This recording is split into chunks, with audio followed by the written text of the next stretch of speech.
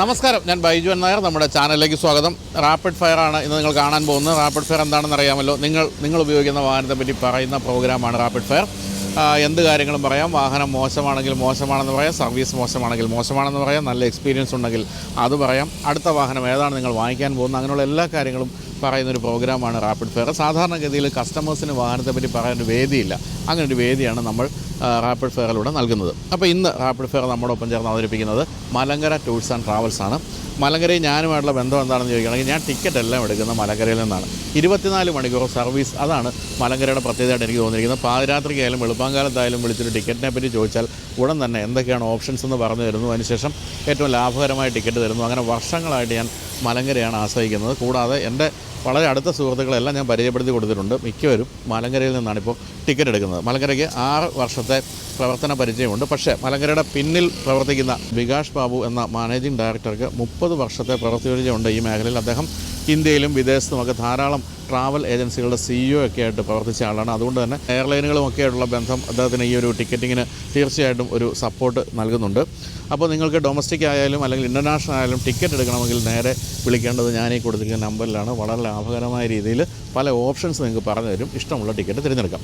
ഇതുകൂടാതെ ഹോളിഡേ പാക്കേജുകളും Malankara tours and travels നൽകുന്നുണ്ട്. അത് പ്രധാനമായിട്ടും ഈ ചെറിയ ടൂറുകൾ, അതായത് നിങ്ങൾ 2 or 3 ഫാമിലി ആയിട്ടൊക്കെ ഒരു ടൂർ പോവുകയാണെങ്കിൽ അത്തരത്തിലുള്ള ലോകത്തിൽ എവിടെയായാലും അത്തരത്തിലുള്ള ടൂറുകളുടെ എല്ലാം ഐറ്റിനറി ഗംഭീരമായിട്ട് തയ്യാറാക്കി തരികയും നിങ്ങൾക്ക് വേണ്ട സപ്പോർട്ട് തരികയും ചെയ്യും മലങ്കര ടൂർസ് ആൻഡ് ട്രാവൽസ്. പിന്നെ വിസയുടെ അസിസ്റ്റൻസും പ്രധാനപ്പെട്ട കാര്യമാണ്. എവിടെ പോകണമെങ്കിലും, ലോകത്ത് എവിടെ പോകണമെങ്കിലും വിസ കിട്ടണമെങ്കിൽ നിങ്ങൾക്ക് മലങ്കരയെ സമീപിക്കാം. അപ്പോൾ വിസയുടെ കാര്യങ്ങൾക്കൊക്കെ VFSലൊക്കെ പോവുകയാണെങ്കിൽ നിങ്ങളെ അസിസ്റ്റ് ചെയ്യാൻ വേണ്ടി മലങ്കരയുടെ ഒരു ടീം അവിടെയുണ്ട്. അത്തരത്തിലുള്ള എല്ലാ കാര്യങ്ങൾക്കും നിങ്ങൾക്ക് വളരെ എളുപ്പത്തിൽ സപ്പോർട്ട് കിട്ടുന്നതായിരിക്കും. അപ്പോൾ എല്ലാ തരത്തിലുള്ള വിസ കാര്യങ്ങൾ, ടിക്കറ്റിങ്, അതുപോലെ തന്നെ ഹോളിഡേയ്സ്, അത്തരം എല്ലാ കാര്യങ്ങൾക്കും നിങ്ങൾക്ക് മലങ്കര ടൂർസ് ആൻഡ് ട്രാവൽസിനെ സമീപിക്കാം. പത്തനംതിട്ടയിലും കൊച്ചിയിലും തിരുവനന്തപുരത്തുമാണ് വലിയ ടീമുള്ളത് മലങ്കര ടൂർസ് ആൻഡ് ട്രാവൽസിന്. അപ്പോൾ അത്തരം കാര്യങ്ങൾക്കെല്ലാം വിളിക്കുക, ഞാൻ നമ്പർ കൊടുക്കുന്നുണ്ട്. അപ്പോൾ നമുക്കിനി റാപ്പിഡ് ഫെയറിലേക്ക് പ്രവേശിക്കാം.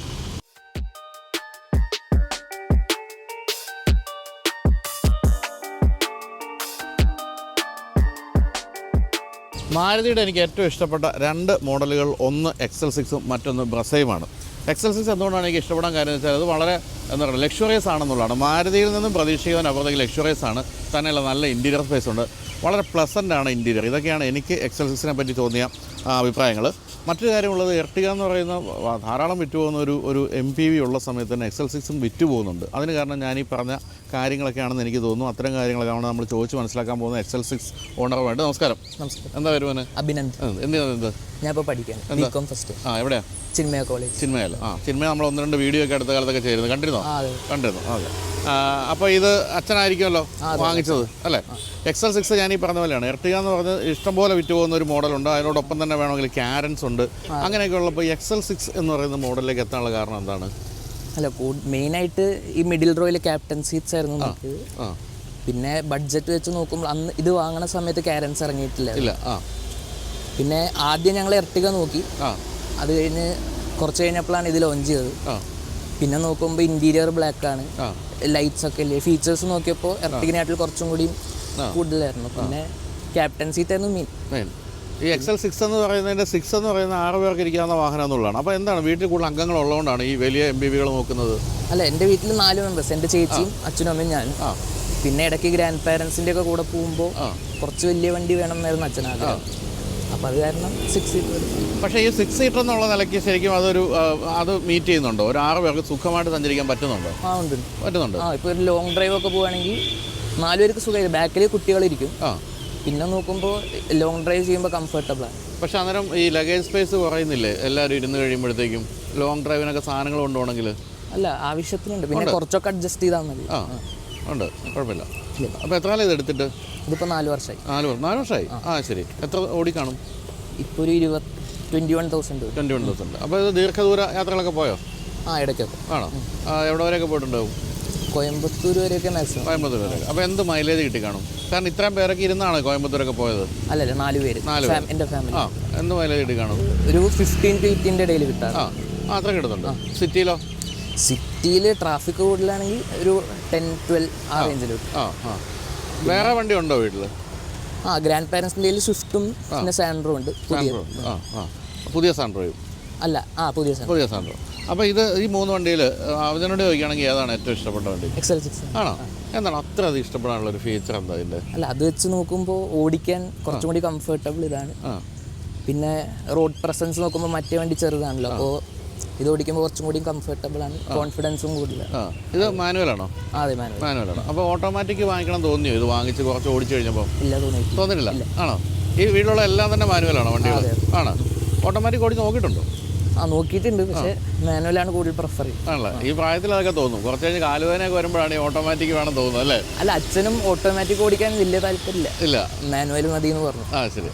അമ്മയും ചേച്ചിയൊക്കെ ഓടിക്കാറുണ്ടോ വണ്ടികൾ? ചേച്ചി ഓടിക്കും. ആണോ? എന്താണ് ചേച്ചിയുടെ അഭിപ്രായം വണ്ടിയെ പറ്റി? ചേച്ചിയുടെ നല്ല അഭിപ്രായം. ചേച്ചിക്ക് ഇതാണോ ഇഷ്ടപ്പെട്ട വണ്ടി? ആണല്ലേ? എനിക്ക് ഇതിനകത്ത് ഇപ്പം ഞാൻ എപ്പോഴും വീഡിയോ പറയാറുണ്ട്, എനിക്ക് ഇൻറ്റീരിയർ ബ്ലാക്ക് വലിയ ഇഷ്ടമാണ്. എനിക്കൊരു പക്ഷേ ഈ വാഹനത്തോടുള്ള ഒരു ഇഷ്ടവും അത് തന്നെയായിരിക്കും. ഇൻറ്റീരിയർ നല്ല പ്രീമിയംനെസ് ഉള്ളൊരു ഇൻറ്റീരിയറാണ്, നല്ല ബ്ലാക്കാണ്. പക്ഷേ എർട്ടിഗയുടെ കാര്യത്തിൽ അത് പക്ഷേ ബ്ലാക്ക് അല്ല, ബീജാണെന്നാണ് എൻ്റെ ഒരു ഓർമ്മ. അങ്ങനെ ഒരു പ്രശ്നമുണ്ട്. ഇതിൻ്റെ പിന്നെ കുറച്ചുകൂടി എന്താണ് സീറ്റുകളൊക്കെ ആണെങ്കിലും കുറേ കൂടി കംഫർട്ടബിൾ അല്ലേ? എന്തെങ്കിലുമൊക്കെ ഇത്രയും കാലം ഓടിച്ചു കഴിഞ്ഞപ്പോൾ എന്തെങ്കിലും കൂടിയൊക്കെ ഉണ്ടെങ്കിൽ ഉണ്ടാകാമായിരുന്നെങ്കിൽ കൊള്ളാമായിരുന്നു തോന്നിയ ഫീച്ചറുണ്ടോ? എന്താണ്? വെന്റിലേറ്റഡ് സീറ്റ്, പിന്നെ വയർലെസ് ചാർജർ. അത് ഇതിന്റെ ഫേസ് ലിഫ്റ്റിൽ വന്നിട്ടുണ്ടെന്നാണ് പറഞ്ഞത്. ശരി വന്നിട്ടുണ്ട്. പിന്നെ ടയർ കുറച്ച് അണ്ടർ ടയർഡാന്ന് തോന്നി, സൈസ്. അപ്പോൾ ഇതിൽ നമ്മൾ മോഡിഫിക്കേഷൻ ഒന്നും വരുത്തിയിട്ടില്ലല്ലോ? ഇല്ല, ഒന്നും വരുത്തിയിട്ടില്ല. അതുപോലെ ഇലക്ട്രിക് കാറുകൾ ഓടിച്ചു നോക്കിയിട്ടുണ്ടോ? കോമറ്റ് ഓടിച്ചു നോക്കി. എന്താണ് അഭിപ്രായം ഇലക്ട്രിക് കാറിനെ പറ്റി? നല്ലതാണ്. അപ്പോൾ അതിന് ഈ പറഞ്ഞ മാനുവൽ അല്ലാത്തതിൻ്റെ ബുദ്ധിമുട്ട് തോന്നിയോ? ഇല്ല. അല്ല, ഞാൻ ചോദിക്കാൻ കാരണം വെച്ചാൽ ഇപ്പോൾ ഇതിപ്പോൾ നമ്മൾ ഓടിക്കുമ്പോൾ തന്നെ ഒരു എഞ്ചിൻ ഉണ്ടെന്നൊരു ഫീൽ വരുന്നത്, മറ്റേ അതില്ലല്ലോ. അതെങ്ങനെയാണ് അതിനെ കാണുന്നത്? അപ്പോൾ അതിൻ്റെ ഒരു സുഖക്കുറവ് തോന്നിയോ? ഉണ്ട്. അല്ലേ? ഇത് ഓടിക്കണ ഒരു സുഖം അതിനില്ല. ഇല്ല, സാറ്റിസ്ഫാക്ഷൻ കുറവാണ്.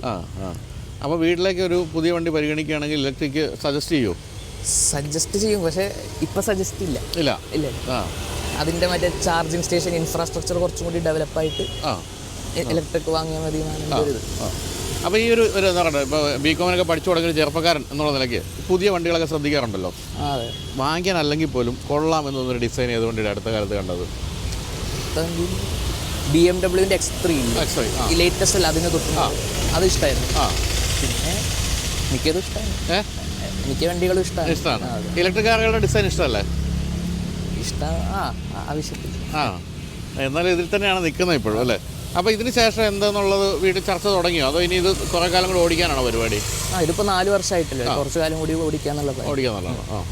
അപ്പോൾ എന്തായാലും ഈ പറഞ്ഞ പോലെ മാരുതിയുടെ വണ്ടി ആയതുകൊണ്ട് തന്നെ കാര്യമായ സർവീസ് കോസ്റ്റ് ഒന്നും ചോദിക്കേണ്ട കാര്യം പോലും ഇല്ല. അങ്ങനെ കാര്യമായ സർവീസ് കോസ്റ്റ് ഉണ്ടാവില്ല, മൈലേജ് മോശമല്ല. പിന്നെ ഈ പറഞ്ഞ പോലെ നിങ്ങൾക്കൊരു വളരെ പ്രീമിയം ആയിട്ടുള്ള ഒരു മൾട്ടിപർപ്പസ് വാഹനമാണ് വേണ്ടെങ്കിൽ XL6 പോകാം.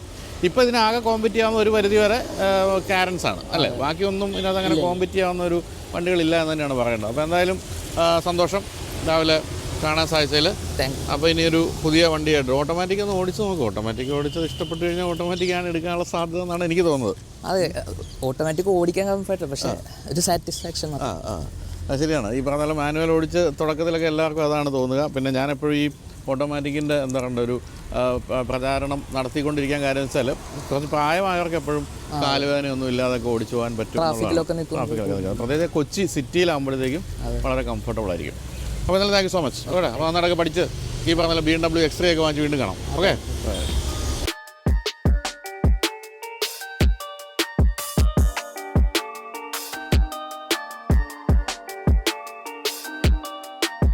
അപ്പോൾ ഇനി നമ്മൾ പരിചയപ്പെടുന്ന ഒരു ബെൻസിൻ്റെ GLC 220D ഓണറിനെയാണ്. നമസ്കാരം. പേര്? ഹബീബ്. എന്ത് ചെയ്യുന്നത് ഹബീബ്? ഞാൻ IT ബിസിനസ്സാണ് ഇവിടെ രൂപപ്പെടുത്താണ് ഓഫീസ്. CTL എന്ന് പറഞ്ഞൊരു കമ്പനിയാണ്. എന്തോ CTL ഇൻഫോകോം എന്ന് പറഞ്ഞിട്ടൊരു കമ്പനിയാണ്. ഞങ്ങൾ കൂടുതലും ഈ ഡാറ്റാ സെൻറ്റേഴ്സൊക്കെ സർവീസ് പ്രൊവൈഡ് ചെയ്യുന്നതാണ്. ഈ ഹോട്ടൽസ്, ഹോസ്പിറ്റൽസ്. ശരി. കൂടുതൽ മിക്കവാറും ഹോസ്പിറ്റൽസൊക്കെ ഞങ്ങളാണ് സർവീസ് കൊടുക്കുന്നത്. ശരി. എത്ര കാലം തുടങ്ങിയിട്ടിപ്പോൾ? അതൊരു 30 വർഷത്തോളമായി. ഞാൻ 1994 സ്റ്റാർട്ട് ചെയ്തതാണ്. ബോംബെയിലുണ്ടായിരുന്നു. അപ്പോൾ ഇവിടെ വന്നിട്ട് ഇവിടെ 2022 ലോഞ്ച് ചെയ്തു. 30 വർഷം മുമ്പൊക്കെ IT ഉണ്ടല്ലേ? പിന്നെ തീർച്ചയായിട്ടും അന്ന് IT ജസ്റ്റ് സ്റ്റാർട്ട് ചെയ്യുന്നുള്ളൂ. ഈ ബാങ്കിങ് ഒക്കെ അവരൊരു കോർ ബാങ്കിലൊക്കെ ഷിഫ്റ്റ് ചെയ്യുന്ന ഒരു സമയമായിരുന്നു. അപ്പോൾ ഇവിടെ 2002 വരുമ്പോൾ South Indian Bank, Federal Bank അവർ ജസ്റ്റും അവർ കൺവെൻഷണൽ ബാങ്ക് സിസ്റ്റത്തിൽ നിന്ന് കോർ ബാങ്കിലേക്ക് മാറുന്ന സമയത്ത് ഞങ്ങൾ വന്നത്. അപ്പോൾ അതുകൊണ്ട് കുഴപ്പമില്ലാതൊക്കെ ഒരു ക്ലയൻറ്റ് ബേസ് ഒക്കെ ബിൽഡ് ചെയ്യാൻ പറ്റി ആ സമയത്ത് വന്നത്. ഞാൻ വിചാരിച്ചു പിന്നെ ബോംബെയിൽ 10-12 വർഷം ജീവിച്ചു, പിന്നെ നാട്ടിൽ സെറ്റിൽ ആവുന്നുള്ളൊരു. ഞാൻ ശരിക്കും കൊടുങ്ങല്ലൂരാണ് സ്വദേശം, താമസിക്കുന്നത് തൊട്ടടുത്ത് പനമ്പിളിയാർ പാസ്പോർട്ട് ഓഫീസിൻ്റെ. അപ്പോൾ നമുക്ക് വണ്ടിയിലേക്ക് വരാം. GLC. ഞാനിപ്പം ഇത് വണ്ടി കണ്ടപ്പോൾ ആലോചിക്കുകയായിരുന്നു, GLC ഒക്കെ പണ്ട് ഈ പറഞ്ഞ 10-40 ലക്ഷം രൂപ താഴെ കിട്ടിയിരുന്നത് ഇപ്പോൾ കഴിഞ്ഞ ആഴ്ചയിൽ നമ്മുടെ റാപ്പിഡ് ഫയറിൽ ഒരു GLC ഓണർ വന്നപ്പോൾ 92 ആയി ഓൺ റോഡെന്ന് പറഞ്ഞു. പക്ഷെ എന്തൊരു വിലയാണ് പോയിരിക്കുന്നത്, ഞാൻ അന്തം വിട്ടു കേട്ടോ. ഇത് എത്ര കാലം എടുത്തിട്ട് ഇപ്പോൾ? ഇത് എടുത്തിട്ട് ഇപ്പോൾ ഒരു 4 വർഷം, അല്ല സോറി, ഒരു 4 മാസമായിട്ട്, 4-5 മാസം, ഏകദേശം 90+ ആയി. എന്താണ് ഇപ്പം ധാരാളം മറ്റ് ഓപ്ഷൻസ് ഉള്ള സമയത്ത് GLCയിലേക്ക് ബെൻസിലേക്കൊക്കെ വന്നത് എന്തുകൊണ്ട്? ഞാൻ ഇതിന് തൊട്ട് മുമ്പ് യൂസ് ചെയ്തിരുന്ന വണ്ടി ലാൻഡ് റോവറിന്റെ ഡിസ്കവറി സ്പോട്ട് ആയിരുന്നു. അതൊരു 2.5 വർഷം യൂസ് ചെയ്തു. അത് വേറൊരു കാരണം കൊണ്ടാണ് അത് കൊടുത്തത്. അപ്പോൾ അതിനുശേഷമാണ് ഞാൻ എടുത്തത്. ഇതിലേക്ക് പോകാനുള്ളൊരു പ്രധാന കാരണം എന്ന് വെച്ചിട്ടുണ്ടെങ്കിൽ ഒന്ന് ഒരു കംഫർട്ടും, പിന്നെ ഒരു ഓഫ് കോഴ്സ് ഒരു ബ്രാൻഡ് അതൊരു ഇതാണ്. ഞാനിത് കമ്പയർ ചെയ്യുമ്പോൾ എനിക്ക് തോന്നിയേക്കുന്നത് പലപ്പോഴും ഡിസ്കവറി ആയിട്ട് ഈ ഇതിലേക്ക് കമ്പയർ ചെയ്യുമ്പോൾ ഇത് കുറേ കൂടി ഇൻഫോർടൈൻമെൻ്റ് ആണ് ഈ ബെൻസിൻ്റെ വെഹിക്കിളൊക്കെ. മറ്റേ കുറേ കൂടെ എന്ന് പറഞ്ഞൊരു 4 വീൽ ഡ്രൈവും ഒരു ടെറൈൻ ഡ്രൈവ് അങ്ങനത്തെ ഒരു ഓഫ് റോഡിനൊക്കെ പറ്റിയ വെഹിക്കിളാണ് ഡിസ്കവറി. ഇതിലിപ്പോൾ പ്രധാനമായിട്ട് ഇപ്പോൾ പറയാനുള്ളത് ഈ ഒരു സെഗ്മെന്റിൽ മൈലേജ് എനിക്ക് തോന്നുന്നു ഏറ്റവും കൂടുതൽ കിട്ടുന്ന വണ്ടി ഇതാണ്. നമ്മൾ ആ ഒരു പ്രൈസിൽ മൈലേജ് ഒന്നും ആരും സംസാരിക്കാറില്ല. എന്നാലും ഇപ്പോൾ നമ്മൾ ഫ്രീക്വൻ്റ് ആയിട്ട് ഡീസൽ മറ്റേത് ഡിസ്കവറി ഉണ്ടായിരുന്നപ്പോൾ നമുക്ക് അറ്റ്ലീസ്റ്റ് ഇപ്പോൾ നാട്ടിൽ പോയി വരുമ്പോൾ പ്രാവശ്യം എടുക്കും. പക്ഷേ ഇതിൻ്റെ ഏതായാലും ആവശ്യമില്ല. വൺസ് ഫിൽ ചെയ്ത് കഴിഞ്ഞിട്ടുണ്ടെങ്കിൽ അറ്റ്ലീസ്റ്റ് നമുക്കൊരു 1-2 ആഴ്ചത്തേക്ക് നമുക്ക് ഫ്യൂവൽ റീഫിൽ ഉണ്ടായിരുന്നില്ല. അതൊരു ഡയറക്റ്റ് കമ്പയർ ചെയ്യുമ്പോൾ നമുക്ക് കിട്ടുന്നത്. പിന്നെ ഡ്രൈവിംഗ് കംഫർട്ട്, ഒരു ഇൻഫോർടൈൻമെൻറ്റ്, നിങ്ങൾക്ക് അത്തരത്തിലുള്ള ടെക്നോളജിയൊക്കെ കുറേ കൂടെ ഇഷ്ടമുള്ള ഒരാളാണെന്നുണ്ടെങ്കിൽ എനിക്ക് തോന്നുന്നത് ബെൻസ് ആയിരിക്കുള്ളൂ. ഞാൻ ആ ഒരു ഇതും കൂടെ വെച്ചിട്ടാണ് ബെൻസ് സെലക്ട് ചെയ്തത്. അപ്പോൾ ഇതിനു മുമ്പ് ഈ ഡിസ്കവറി വാങ്ങിച്ച സമയത്ത് എന്തുകൊണ്ടാണ് അതിലേക്ക് വന്നത്? കാരണം അന്നും ഇതുപോലെ ഓപ്ഷൻസ് ധാരാളം ഉണ്ട്. എന്നിട്ടുണ്ട്. ഡിസ്കവറി ഞാൻ എടുത്തത് ഒരു ഓഫ് റോഡ് ഒരു 4 വീൽ ഡ്രൈവ് വണ്ടി എന്നുള്ള നിലക്ക് എടുത്താണ്. എൻ്റെ അടുത്തൊരു കൂപ്പർ ഞാൻ കൊടുത്തിട്ടില്ല, കൂപ്പർ ഉണ്ട് ഇപ്പോഴും. അപ്പോൾ അതിൽ നിന്ന് ഒരു SUV-യിലേക്ക് വേണമെന്നുള്ള, കാരണം ഞങ്ങൾ ചെറിയ ഫാമിലി, എനിക്ക് മോളുള്ളൂ. അപ്പോൾ ഞങ്ങൾക്ക് ആ ഒരു വണ്ടി മതിയായിരുന്നു. കൂപ്പറിൻ്റെ 5 വീൽ മറ്റേ 5 ഡോറാണ് മറ്റേ, അന്നിപ്പില്ല വണ്ടി ഡീസൽ. അപ്പോൾ അതിൽ നിന്ന് ഞാൻ ഒരു SUV-യിലേക്ക് അപ്ഗ്രേഡ് ചെയ്താണ്. അപ്പോൾ അത് ഒന്ന് 4 വീൽ ഡ്രൈവ് ആണ്, പിന്നെ ഭയങ്കര പവർഫുള്ളാണ് ആ വണ്ടി.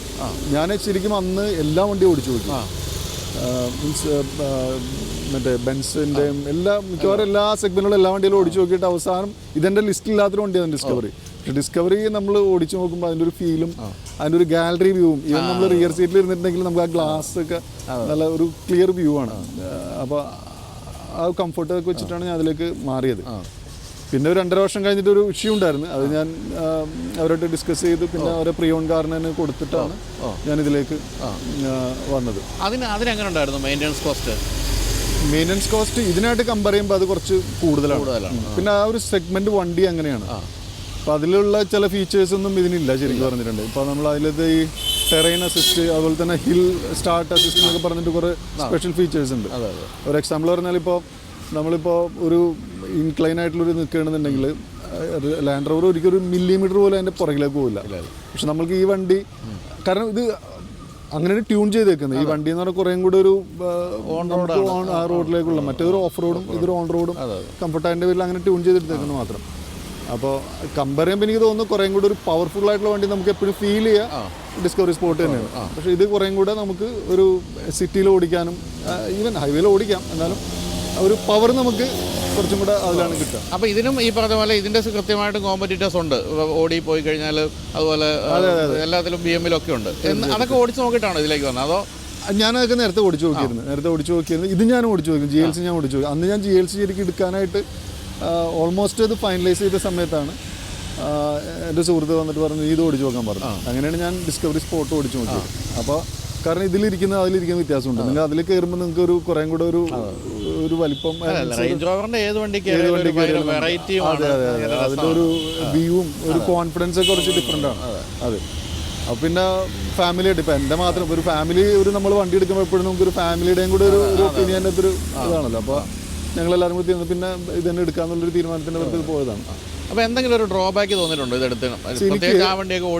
ഡ്രോബാക്ക് എന്ന് പറയാനായിട്ട് ഇപ്പോൾ എൻ്റെ ഒരു പേഴ്സണലി ഞാൻ എന്നോട് ചോദിക്കുകയാണെന്നുണ്ടെങ്കിൽ, കാരണം നമ്മളിപ്പോൾ ഒരു 5 വർഷം മുമ്പുള്ള വണ്ടികൾ ഇപ്പോൾ ഉള്ള വണ്ടികൾ നോക്കിയാൽ ഇപ്പോൾ മിക്കവാറും എല്ലാ വണ്ടികളും ഒത്തിരി സെൻസേഴ്സൊക്കെ ആഡ് ചെയ്തിട്ടാണ് വരുന്നത്.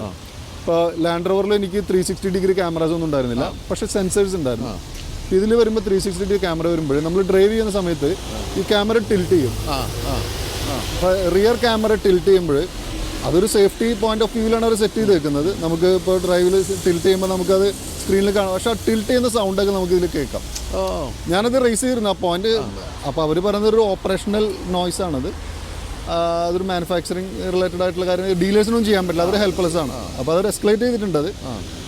അപ്പോൾ അവർ വേറൊരു വണ്ടി ഇതുപോലെ ടെസ്റ്റ് ചെയ്ത് നോക്കിയപ്പോഴും ആ വണ്ടിക്കും ചെറുതായിട്ടുണ്ട്. ടാറ്റയുടെ സർവീസുകാർ പറഞ്ഞാൽ എല്ലാ വണ്ടിക്കും ഉള്ളതാണ്, എല്ലാ വണ്ടിക്കും ഉള്ളതാണ്. അപ്പോൾ അത് എത്രത്തോളം ഇവർക്ക് അത് ഹെൽപ്പ് ചെയ്യാൻ പറ്റുമെന്ന് എനിക്കറിയില്ല. പക്ഷെ എന്തായാലും ഞാൻ കാരണം നമ്മളൊരു എക്സ്പെൻസീവ് ലക്ഷറി വണ്ടി എന്നുള്ള ആൾക്ക് നമ്മൾ വാങ്ങിക്കുമ്പോൾ നമ്മളെപ്പോഴും കമ്പയർ ചെയ്ത് നമ്മൾ ഓടിച്ച വണ്ടി ഇതായിട്ടാണല്ലോ. അപ്പോൾ തൊട്ട് മുമ്പ് 2-2.5 വർഷം ഞാൻ ഓടിച്ചൊരു വണ്ടിയിൽ ഇന്ന് പെട്ടെന്ന് ഇതിലേക്ക് ചേഞ്ച് ആകുമ്പോൾ എനിക്ക് ഇത് പെട്ടെന്ന് റിലേറ്റ് ചെയ്യാൻ പെട്ടെന്ന് ഫീൽ ചെയ്യും. അപ്പോൾ ഞാനത് അവർക്കത് മനസ്സിലായില്ല. ഞാൻ അവരെ കൊണ്ട് ത്രൂഔട്ട് ഡ്രൈവ് ചെയ്തിട്ട് പോലും അവർക്ക് അങ്ങനത്തെ ഒരു സൗണ്ട് ഞാൻ ഓരോ പോയിന്റിൽ കാണിച്ചു കൊടുത്തപ്പോഴാണ് പറഞ്ഞത് ശരിയാണ് സാർ ഉണ്ട്.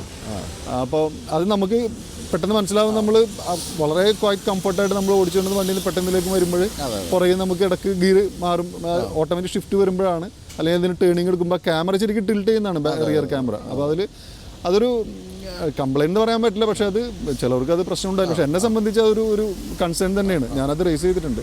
അതുപോലെ ഏറ്റവും ഇഷ്ടപ്പെട്ട ഫീച്ചർ എന്താ ഇതിൽ ഇഷ്ടപ്പെട്ട ഫീച്ചേഴ്സ് അതിൻ്റെ ഒരു ഡിസ്പ്ലേ സ്ക്രീനും നമുക്ക് കുറേ കൂടെ ഒരു MBUX സിസ്റ്റം ഒക്കെ കുറേ കൂടെ ഇതാണ്.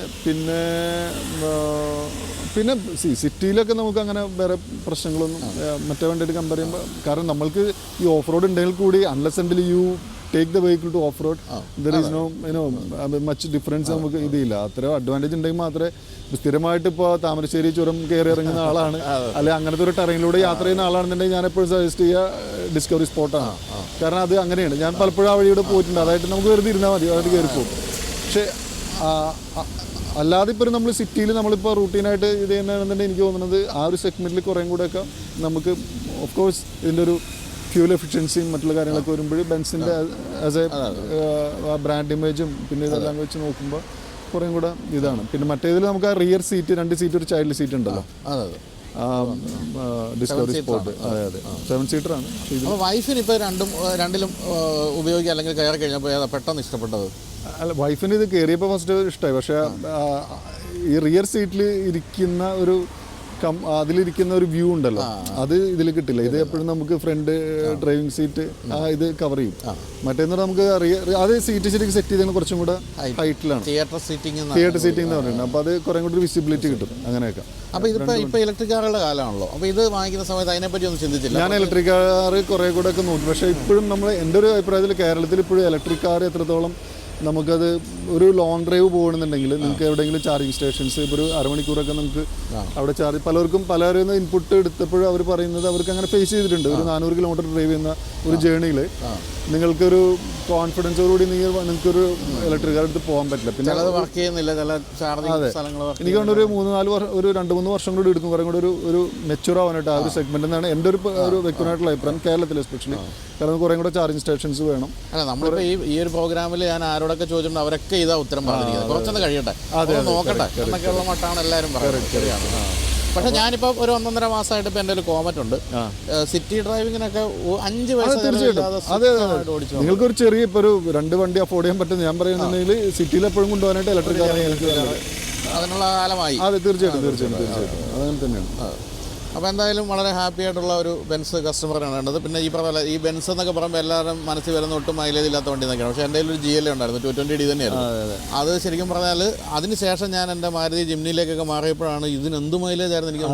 ഇത് എനിക്ക് ഒരു ദിവസം ഞാൻ മിഡ് നൈറ്റ് മോളെ ഡ്രോപ്പ് ചെയ്യാനായിട്ട് എയർപോർട്ടിൽ പോയപ്പോൾ 26 കിലോമീറ്റർ മൈലേജ് ഡിസ്പ്ലേ. 26 കിലോമീറ്ററൊക്കെ ബെൻസിൽ എനിക്ക് 23 സുഖമായിട്ട് കിട്ടിയിട്ടുണ്ട്. ഞാൻ തിരുവനന്തപുരം കോഴിക്കോടൊക്കെ പോകുമ്പോൾ എൻ്റെ GL അത് കഴിഞ്ഞ് തന്നെയാണല്ലോ 22 കിട്ടിയിട്ടുണ്ട്. അതുകൊണ്ട് ഡീസലിൻ്റെ കാര്യത്തിൽ ഒന്നും പറയില്ല. പെട്രോൾ പക്ഷേ വളരെ മൈലേജ് കുറവാണ് വണ്ടികളുടെ കാര്യത്തിൽ. അപ്പോൾ എന്തായാലും താങ്ക് യു സോ മച്ച്. ഇത്രയും നേരം നമ്മൾ സംസാരിക്കാൻ സാധിച്ചാൽ അപ്പം എന്താ കണ്ടോ കൂടുതൽ വലിയ വാഹനങ്ങളുമായിട്ട് വീണ്ടും കാണാം. Thank you so much. ശരി.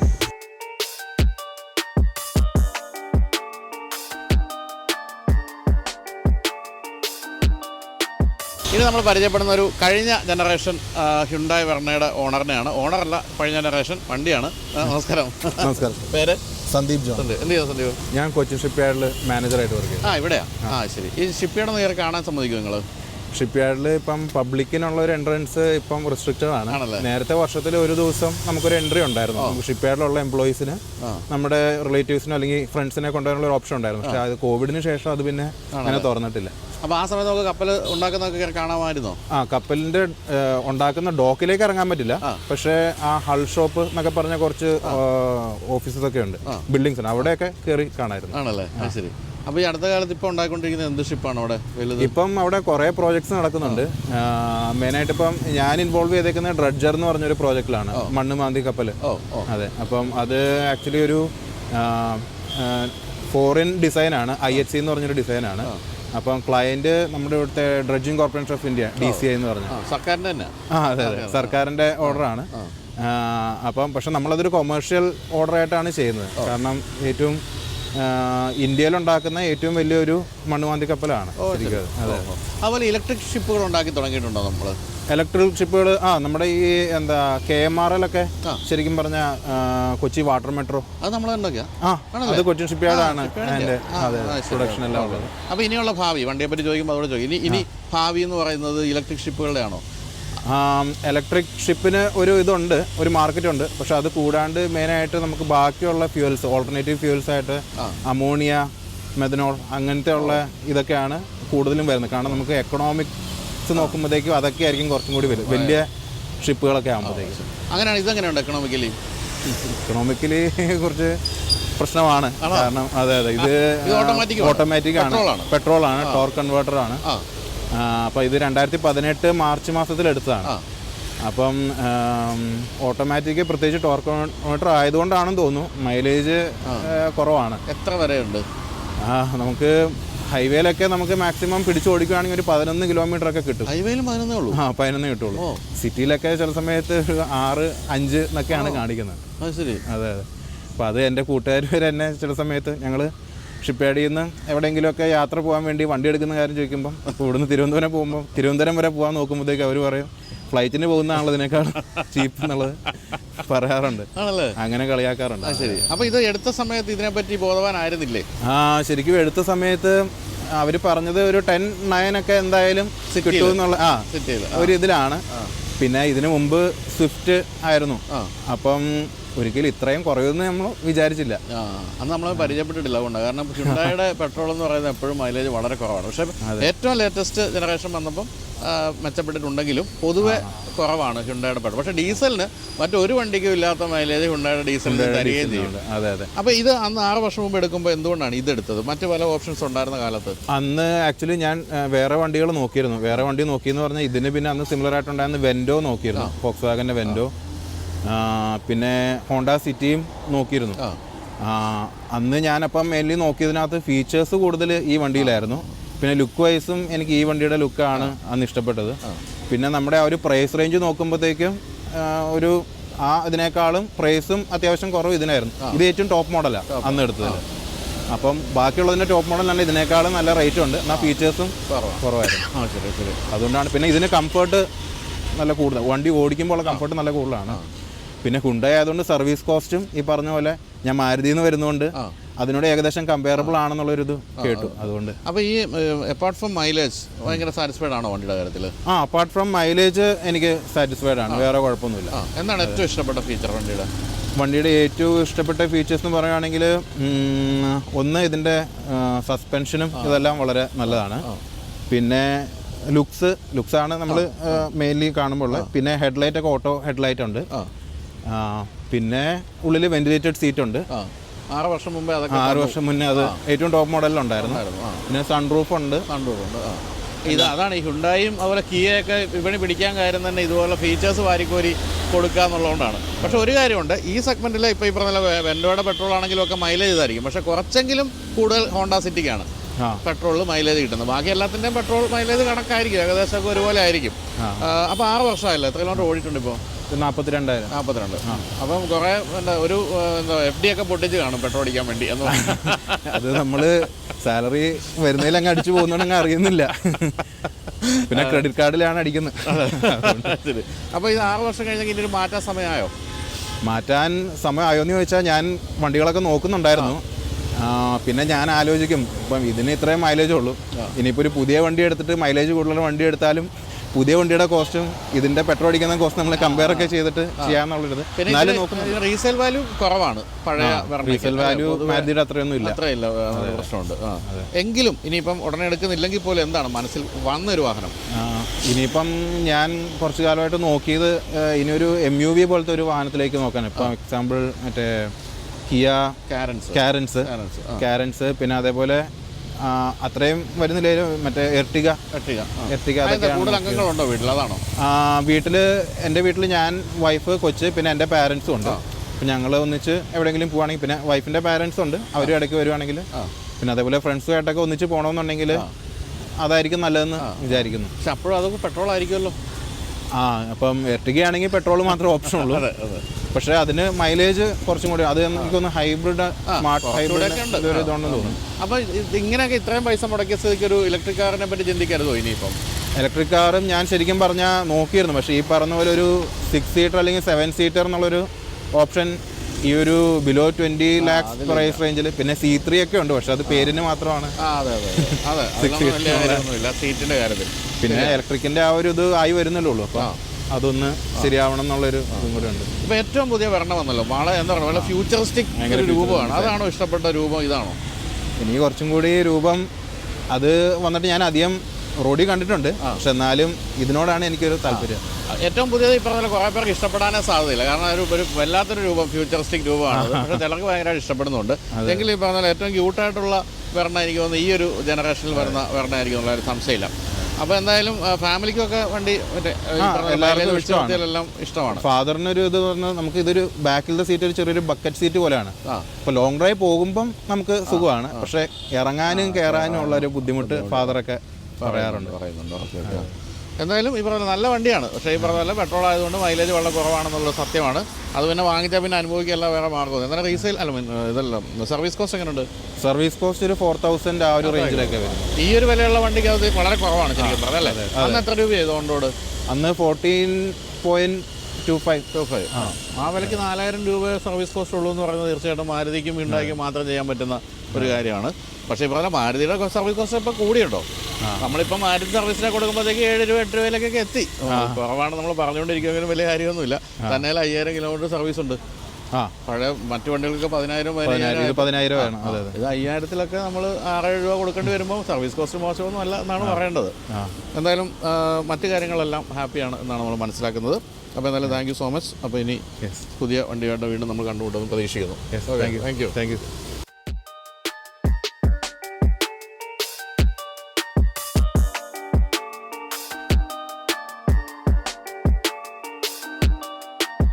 നമ്മളിപ്പോൾ ഇന്ന് രാവിലെ ഇങ്ങനെ റാപ്പിഡ് ഫയർ ഷൂട്ട് ചെയ്തുകൊണ്ടിരിക്കുമ്പോൾ എന്നെ പരിചയപ്പെടാൻ വേണ്ടി വണ്ടി നിർത്തിയ ആളെയാണ് നമ്മളിനി പരിചയപ്പെടുന്നത്. പക്ഷേ ഞാൻ കുറച്ച് കാലമായിട്ട് എറ്റിയോസിൻ്റെ ഓണേഴ്സിനെ ആരോടെങ്കിലും ഒന്ന് മിണ്ടണം എന്ന് വിചാരിച്ചിരിക്കുന്നത്. കാരണം അമ്പരപ്പിക്കുന്ന കാര്യം എന്ന് വെച്ചാൽ ഇന്ത്യൻ വാഹന സെക്കൻഡ് ഹാൻഡ് വിപണിയിൽ ഇപ്പോൾ ഏറ്റവും കൂടുതൽ വിലയുള്ള വാഹനം എറ്റിയോസാണ്. എന്നാൽ എറ്റിയോസ് ഈ പറഞ്ഞ പോലെ അങ്ങനെ ധാരാളം ഫീച്ചേഴ്സും ഒന്നും ഉള്ള വാഹനമല്ല. എന്നിട്ട് പോലും എറ്റിയോസിന് ലിവേ ഇപ്പോൾ കിട്ടാനില്ല, പിടിച്ചു പറയണം. അപ്പോൾ അത്തരം കാര്യങ്ങളെ പറ്റിയാണ് നമുക്ക് ചോദിക്കാനുള്ളത്. നമസ്കാരം.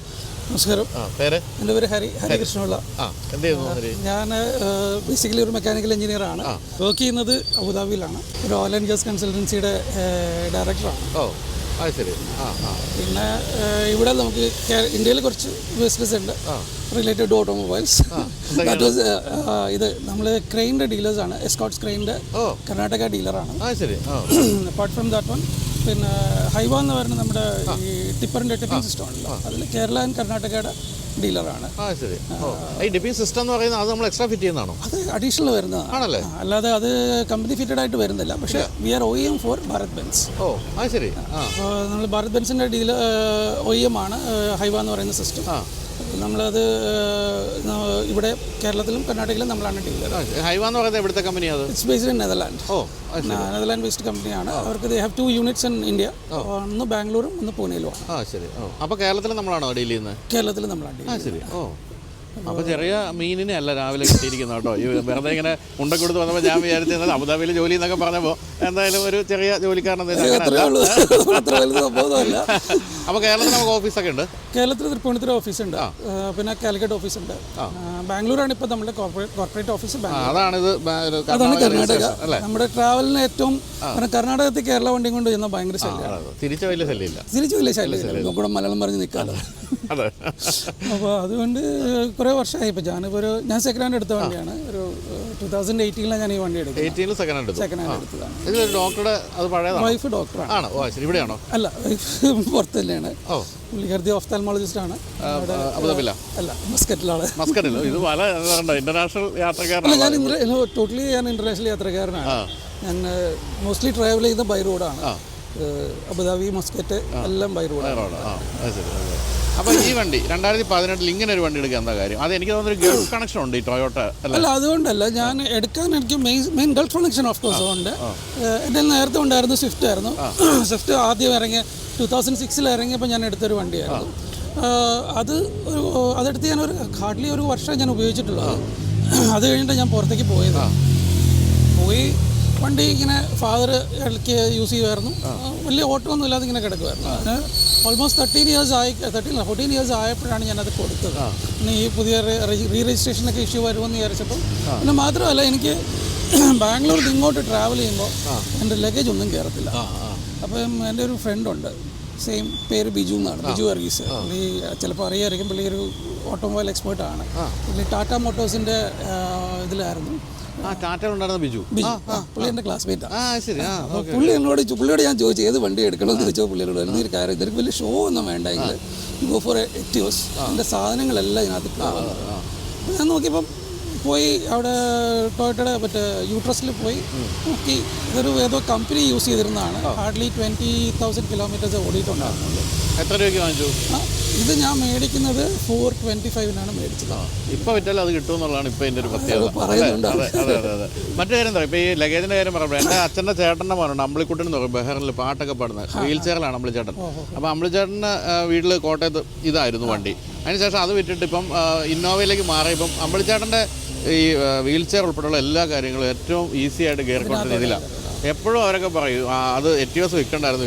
കാരണം ഈവൻ ഇന്നോവ വന്നിട്ട് പോലും ഇത്രയും ബൂട്ട് സ്പേസ് ഈവൻ യാരിസിന് പോലും ഇത്രയും. ഞങ്ങളുടെ ഇവിടെ താമസിക്കുന്നതിൻ്റെ ഓപ്പോസിറ്റ് ഒരു അഡ്വക്കേറ്റാണ് താമസിക്കുന്നത്. പുള്ളിയുടെ സെയിം വണ്ടിയായിരുന്നു. പുള്ളി അപ്പം കുറേ നാൾ യൂസ് ചെയ്ത് കഴിഞ്ഞാൽ പുള്ളി അത് കൊടുത്തേച്ച് യാരിസ് യാരിസ് തീരെ കംഫർട്ടബിൾ അല്ല. പക്ഷേ ഇപ്പോൾ ഇത്രയും കാലം ഗൾഫിലൊക്കെ ജോലി ചെയ്യുന്ന ആളെ, ഗൾഫിലൊക്കെ വണ്ടി ഓടിക്കുന്ന ആളെന്നുള്ള നിലയ്ക്ക് ഈ ഓട്ടോമാറ്റിക് ഇല്ലാത്തതിന് വലിയ ബുദ്ധിമുട്ട് തോന്നില്ലേ? നമ്മുടെ ലോങ് ട്രിപ്പ് ആയതുകൊണ്ട് എനിക്ക് അത്ര വലിയ പ്രശ്നം തോന്നിയിട്ടില്ല. എനിക്കിതാണ് ഇഷ്ടം. പിന്നെ പുറത്ത് നമ്മൾ യൂസ് ചെയ്യുന്നത് എപ്പോഴും ഓട്ടോമാറ്റിക്കാണ് യൂസ്. ഏതാണ് യൂസ് ചെയ്യുന്നത്? ഞാനവിടെ 3 വണ്ടിയുണ്ട്. ഒരു CRV ഉണ്ട്, ഒരു 2012 അതിപ്പോൾ വൈഫ് ഉപയോഗിച്ചുകൊണ്ടിരിക്കുന്നത്. പിന്നെ ഒരു ടോറേഗ് ഉണ്ട്, ഫോക്സ്വാഗൺ ടോറേഗ്. പിന്നെ ഒരു പ്രാഡോ ഉണ്ട്. ഇപ്പോൾ ലേറ്റസ്റ്റ് പ്രാഡോ ആണ് യൂസ് ചെയ്തുകൊണ്ടിരിക്കുന്നത് കണ്ടിന്യൂസ് ആയിട്ട്. ഇതിൽ 3 ഏറ്റവും ഇഷ്ടപ്പെട്ടുണ്ട് ഈ പറഞ്ഞ 3? ടോറേഗ്.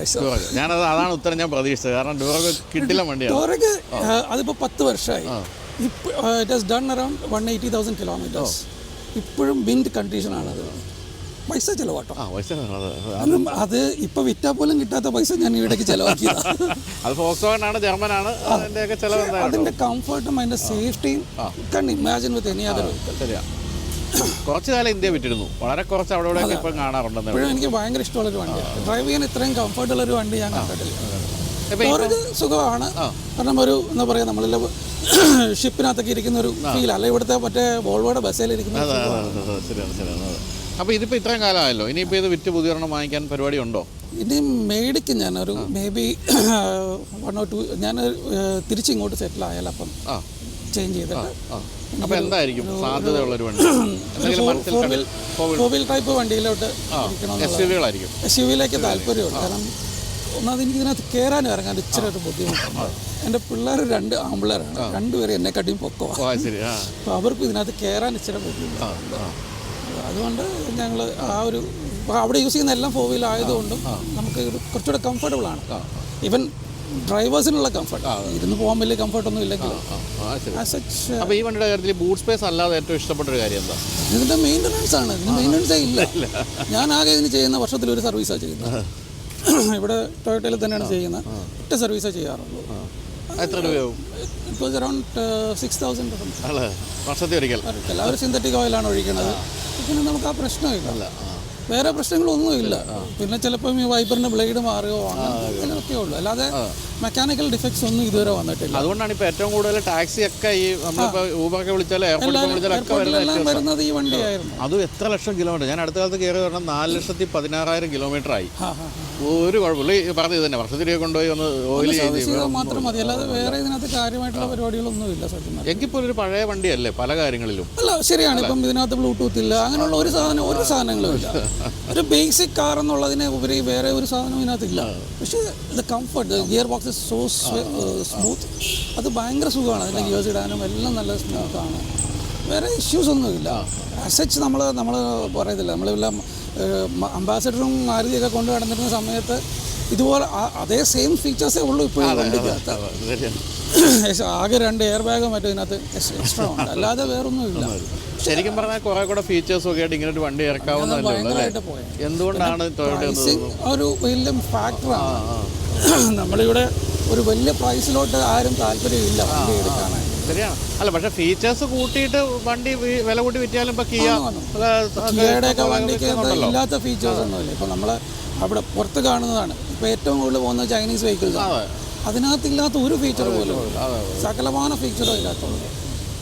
എന്താണ് ഈ ടൊയോട്ടയുടെ ഇന്ത്യ പ്ലാൻ നമുക്ക് മനസ്സിലാകുന്നത്? ഇനിയിപ്പോൾ തോന്നുന്നത് ഇനിയിപ്പോൾ ഈ ഹൈബ്രിഡ് ഒക്കെ അത്യാവശ്യം ഹിറ്റായി, ഹൈ റൈഡർ ഹൈലക്സ് ഒക്കെ അതുകൊണ്ട് ഇനിയിപ്പം വേറെ പോകാനുള്ള സാധ്യതയുള്ളൂ. എന്തായാലും എല്ലാ കാലത്തും ഈ പറഞ്ഞ പോലെ എൻ്റെ അച്ഛൻ്റെ ചേട്ടൻ, ഞാൻ പറയാം അമ്പിളിച്ചേട്ടൻ്റെ അച്ഛൻ പറയും, ഈയിടെയാണ് വലിയച്ഛൻ മരിച്ചത്. വലിയച്ഛൻ പറയായിരുന്നു വണ്ടിയൊക്കെ കൊള്ളാം, പക്ഷേ അകത്തോട്ട് കയറിയ ഡാഷ്ബോർഡിലേക്ക് നോക്കുമ്പോൾ മനസ്സ് മടുത്തു പോകുന്നു. കാരണം ഒന്നുമില്ലല്ലോ. അതെ, ഇത് നടുക്കാണ് മീറ്റർ ഇരിക്കുന്നത്. അതൊരു പണ്ട് അംബാസഡറിലായിരുന്നു ഇതേലെ നടുക്ക് മീറ്റർ ഉണ്ടായിരുന്നു.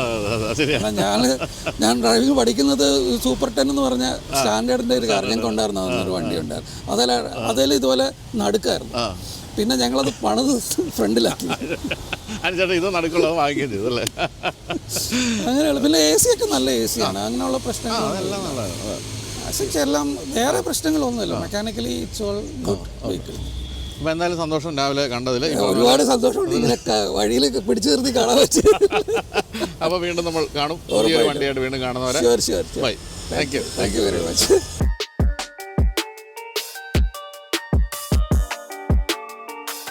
അപ്പോൾ റാപ്പിഡ് ഫയർ അവസാനിക്കുകയാണ്. പിന്നെ ആദ്യം പറഞ്ഞ കാര്യം ഒന്നുകൂടെ ഓർപ്പിക്കുന്നു, അത് മലങ്കര ടൂർസ് ആൻഡ് ട്രാവൽസിനെ പറ്റിയാണ്. നിങ്ങൾക്ക് ഇൻ്റർനാഷണൽ അല്ലെങ്കിൽ ഡൊമസ്റ്റിക് ടിക്കറ്റുകൾ എടുക്കുന്നതിനും അതുപോലെ തന്നെ വിസയുടെ കാര്യങ്ങൾ, വിസ അറ്റസ്റ്റേഷൻ പോലുള്ള കാര്യങ്ങൾ, അതുപോലെ ഗ്രൂപ്പുകളായിട്ട് ടൂർ ചെയ്യണമെങ്കിൽ അത്ര എല്ലാ കാര്യങ്ങളും ചെയ്തു തരാൻ 24 മണിക്കൂറും മലങ്കര ടൂർസ് ആൻഡ് ട്രാവൽസ് പ്രവർത്തിക്കുന്നുണ്ട്. കൊച്ചിയിലും പത്തനംതിട്ടയിലും തിരുവനന്തപുരത്തുമാണ് ഓഫീസുള്ളത്. അപ്പോൾ അത്തരം കാര്യങ്ങൾക്കെല്ലാം വിളിക്കാൻ വേണ്ടി നമ്പർ ഞാൻ കൊടുക്കുന്നുണ്ട്. അപ്പോൾ വീഡിയോ കണ്ട എല്ലാവർക്കും നന്ദി, ബൈ.